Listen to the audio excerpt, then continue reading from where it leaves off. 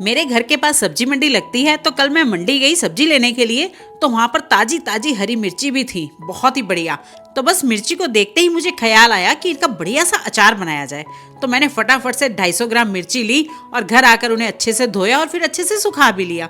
तो मैंने सोचा कि अचार तो बना ही रही हूँ, तो क्यों ना इसकी वीडियो आपके साथ शेयर करूँ। तो मिर्ची जब एकदम से सूख जाए ना, तब इसके डंठल तोड़कर अलग कर देने हैं। ध्यान रहे कि मिर्ची सूखने के बाद ही इन्हें रिमूव करना है। देखिए इस तरह से सारे डंठल रिमूव करने के बाद अब हमें इनकी कटिंग करनी है।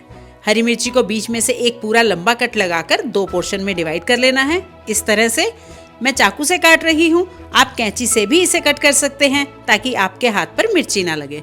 एक तरीका और बताती हूँ, मिर्ची को चॉपिंग बोर्ड पर रखकर बीच में से एक सीधा लंबा कट लगा लीजिए और फिर इसे अलग कर दीजिए। तो इस तरह से 2 पोर्शन में डिवाइड हो गई है ना। या फिर हाथ में ग्लव्स पहनकर भी इन्हें कट कर लीजिए। अगर ग्लव्स नहीं पहनने हैं ना, तो मिर्ची को कट करने के बाद हाथ पर थोड़ा सा शुद्ध घी लगा लीजिए अच्छी तरह से। और कभी कभी मिर्ची ज़्यादा तीखी हो ना, तो ज़्यादा तीखी होने से जो हाथ हैं वो चिरपिराने लगते हैं। तो मैं क्या करती हूँ, फौरन आटा गूंथ लेती हूँ, इससे हाथ चिरपिराते नहीं या कम हो जाते हैं। तो सारी मिर्चियों की कटिंग करने के बाद अब इसमें ऐड करेंगे 1/4 कप सिरका। सिरका आप यहाँ पर व्हाइट या ब्राउन कोई भी यूज़ कर लीजिए। सिरका यूज़ करने से एक तो इसकी शेल्फ लाइफ बढ़ जाएगी और मिर्ची का जो तीखापन है वो थोड़ा सा कम हो जाएगा। और अब सिरके की जगह आप यहाँ पर 3 नींबू का रस भी यूज़ कर सकते हैं। सिरका मिक्स करने के बाद अब हम इन्हें एक साइड पर रख देंगे और इनके लिए एक बढ़िया सा अचारी मसाला तैयार कर लेते हैं। मसाला बनाने के लिए एक फ्राई पैन को गैस पर चढ़ाएंगे और उसमें डालेंगे 3 टेबलस्पून भरकर मोटी वाली सौंफ। बड़ी वाली सौंफ होती है ना, जिसे हम अचार में बनाने में यूज़ करते हैं। और 1 टीस्पून मेथी दाना भी मैंने इसमें ऐड किया है।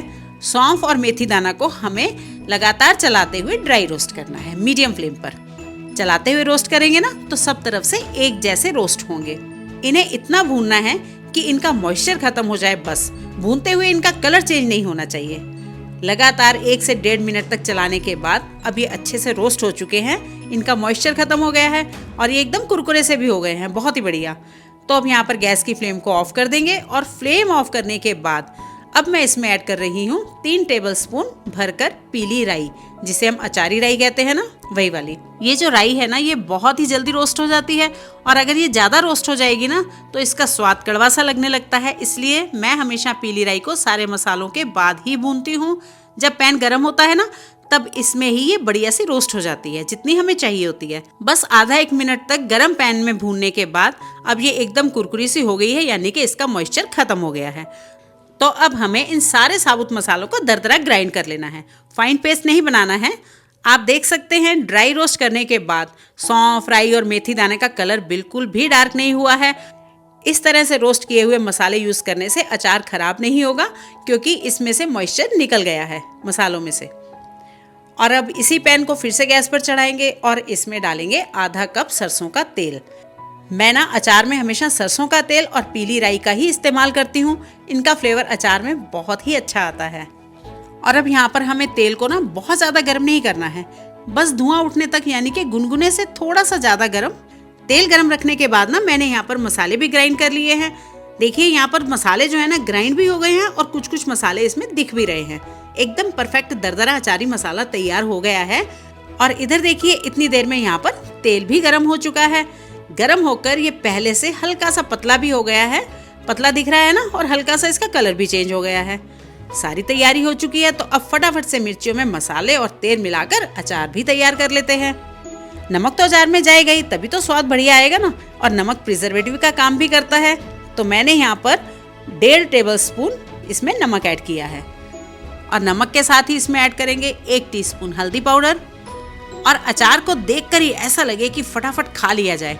तो खाने का मन तभी करेगा ना जब दिखने में बहुत ही बढ़िया होगा। तो बढ़िया सा दिखने के लिए मैंने इसमें 1 टेबलस्पून भरकर कश्मीरी लाल मिर्ची पाउडर भी ऐड किया है। साथ में ही इसमें ऐड करेंगे 1/2 टीस्पून कलौंजी और साथ में ही ये ग्राइंड किया हुआ बढ़िया सा स्पेशल अचारी मसाला। इसी मसाले का तो अचार में बढ़िया सा टेस्ट आएगा, एकदम लाजवाब। अचार का टेस्ट और बढ़ने वाला है जब हम इसमें ऐड करेंगे ये हींग। तो आधा टीस्पून हींग है जो मैंने इसमें ऐड की है। और अब लास्ट में इसमें ऐड करेंगे ये सरसों का तेल, जो गरम करके रखने के बाद अब तक गुनगुना हो चुका है। तो सारा तेल मैं इसमें ऐड नहीं कर रही हूँ, थोड़ा सा मैंने बचा लिया है जिसे बाद में यूज़ करूँगी। तो अब इन सारे इंग्रेडिएंट्स को करेंगे अच्छी तरह से मिक्स। बहुत ही बढ़िया अचार बनने वाला है ये। खूब अच्छी खुशबू आ रही है इसमें से मसालों की, सरसों के तेल की, बहुत ही बढ़िया।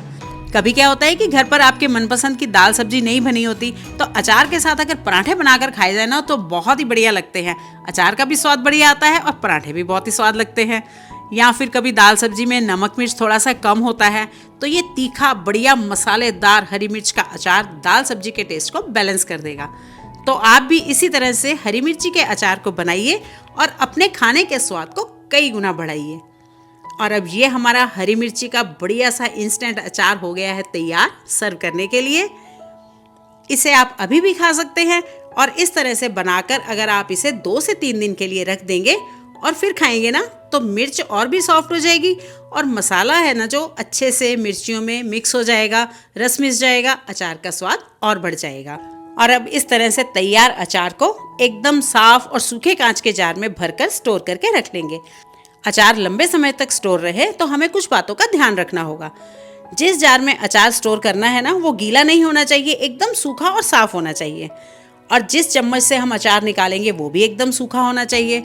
हमारे हाथ भी एकदम सूखे होने चाहिए। कभी भी आटे वाले हाथ या आटे वाले चम्मच से अचार नहीं निकालेंगे वरना जल्दी खराब हो जाएगा। और अब बचा हुआ बाकी का तेल भी मैं इसमें ऐड कर रही हूँ। कुछ ज़्यादा ही लंबे समय तक स्टोर करना है ना तो तेल की क्वांटिटी को बढ़ा लीजिए। और अगर आपके घर पर धूप आती है ना तो इसे 2 या 3 दिन की धूप दिखा दीजिए, इसकी शेल्फ लाइफ और बढ़ जाएगी।